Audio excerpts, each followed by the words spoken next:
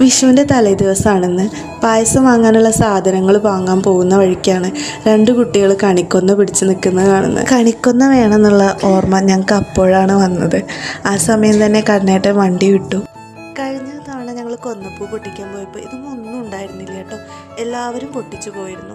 ഇത്തവണ നേരത്തെ വന്നതുകൊണ്ടാണോ ഭാഗ്യം കൊണ്ടാണോ എന്നറിയില്ല, ആരും പൊട്ടിക്കുന്നതിൻ്റെ മുമ്പ് ഞങ്ങൾ കയറി. കണ്ണേട്ടൻ അടുത്ത വീട്ടിൽ നിന്നൊരു ഏണിയൊക്കെ വാങ്ങിയിട്ടാണ് അതിൻ്റെ മുകളിൽ കയറിയത് കേട്ടോ. പിന്നെ അവിടുന്ന് കുറച്ച് മാങ്ങയും പൊട്ടിച്ചു. എന്തായാലും ഇടുക്കിക്ക് പോവുമല്ലേ, അപ്പോൾ അവിടെ കൊടുക്കാമെന്ന് വിചാരിച്ചു.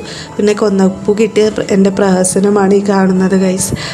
ഇതാണ് കണ്ണേട്ടൻ്റെ സ്വപ്നഭവനം. അതിനു വേണ്ടി കണ്ണേട്ടൻ ഒരുപാട് കഷ്ടപ്പെടുന്നുണ്ട്.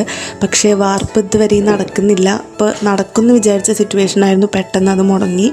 അങ്ങനെ ഇനി എന്നാണെന്നറിയില്ല ഞങ്ങൾക്ക് ഇതുപോലെ വിഷു ഓണമൊക്കെ ഒന്ന് ആഘോഷിക്കാൻ കഴിയുക വീട്ടിലേക്ക് ഇരുന്നിട്ട്. പിന്നെ അവിടുന്ന് കുറച്ച് കറിവേപ്പിലയും പൊട്ടിച്ച് നേരെ ഞങ്ങൾ തിരിച്ചു വീട്ടിലേക്ക്. ഇതൊക്കെ അവിടെ വെക്കണ്ടേ. അവിടെ വെച്ചിട്ട് പിന്നെ നേരെ പോയത് ബ്യൂട്ടി പാർലറിലേക്കാണ് കേട്ടോ.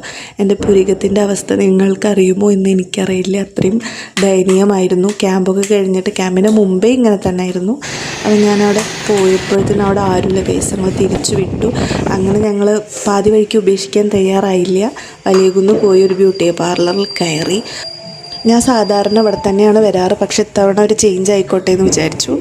പിന്നെ ഞങ്ങൾ ത്രെഡിങ്ങൊക്കെ കഴിഞ്ഞ് നേരെ ഷോപ്പിങ്ങൊക്കെ കഴിഞ്ഞ് വീട്ടിലേക്ക് വിട്ടു. അപ്പോൾ അടുത്ത വീഡിയോയിൽ വീണ്ടും കാണാം.